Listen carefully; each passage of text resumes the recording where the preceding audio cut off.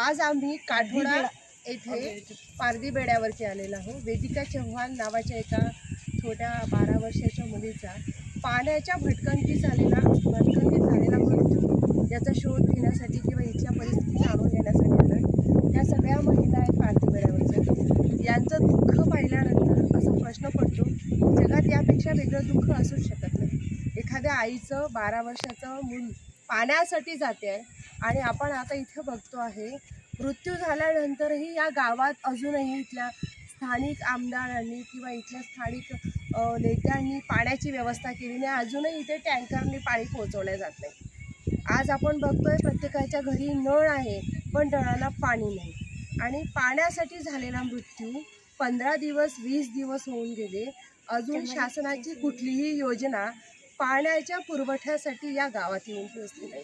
आणि यासाठी आपण कुणाला जबाबदार धरायचं? या गरीब आणि अशिक्षित लोकांना की शासनाला? शासन जाणून बुजून हे करण्याचं काम करत आहे। पालकमंत्री महोदयांना पण माझी विनंती आहे, गेल्या 15 वर्षापासून सातत्याने ते सत्तेत आहात, सत्तेत पद भूषवत आहेत, पालकमंत्री आहेत। पालकमंत्री केवळ त्यांच्या मतदारसंघाचे नसतात, ते संपूर्ण जिल्ह्याचे आणि या गोरगरीब जनतेचे पालक असतात। आणि पालक म्हणून त्यांची ही जबाबदारी होती की वेदिका चव्हाणच्या गावामध्ये येऊन इथल्या परिस्थितीचा आढावा घेऊन पाण्याची व्यवस्था करणं। आजही या महिला पाण्यासाठी नळावर भांडताना दिसल्या। आजही यांच्या घरी असलेलं 18 विश्व दारिद्र्य पाहिलं। गेल्या 15 वर्षापासून ज्या सरकारजवळ शासन आहे, त्यांनी एकही पाण्याचा प्रकल्प पूर्ण केला नाही। अरुणावती प्रकल्प पडलेला आहे आणि या नदीला येणारं जे पाणी आहे, कुठल्या तरी धरणाचं ते अरुणावतीला पाणी सोडतं आणि त्या अरुणावतीच्या नदीवर पाणी आणण्यासाठी गेलेली वेदिका पाण्यात घसरून मरण पावली। मला हा प्रश्न पडतोय, एक प्रकल्प अनेक वर्षापासून आर्णी तालुक्यामध्ये पाण्यासाठी प्रलंबित आहे, त्या प्रकल्पासाठी काहीच पावलं शासनाने का उचलली नाही? आणि जर पावलं उचलल्या गेली नसेल तर आज आपल्या यवतमाळ जिल्ह्यातील हे प्रकरण पूर्ण राज्यात गाजत आहे। राज्यात गाजत असताना इथल्या महिलांना पाण्याची गरज असताना पालकमंत्र्यांनी भेट का देऊ नये?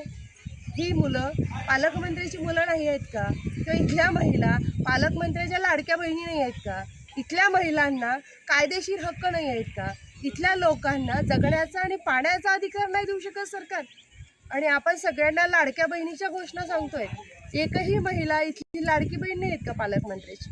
आणि म्हणून आमचा हा प्रश्न आहे की निदान जिथे जिथे अशा वाईट घटना घडतात तिथे जाऊन भेट तर द्या, त्या परिस्थिती तर हाताळा। शेतकऱ्यांच्या आत्महत्येच्या ठिकाणी जाऊन बघा ना, ते कुठल्या परिस्थितीत जगतात आहेत। तुमच्या AC गाडी, तुमचे बंगले, तुमचं शासन, तुमचे कायमचे लाल दिवे सोडून या पारधी बेड्यावर जाऊन बघा एकदा काय चाललं आहे आपल्या राज्यात, आपल्या जिल्ह्यामध्ये।